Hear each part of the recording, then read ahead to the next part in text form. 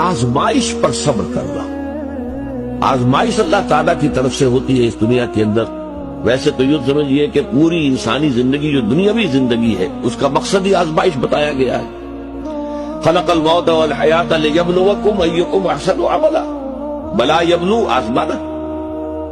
اللہ تعالیٰ نے یہ موت اور حیات کا سلسلہ پیدا اس لیے کیا ہے تاکہ تمہیں آزمائے کہ کون ہے تم میں سے اچھے عمل کرنے والے.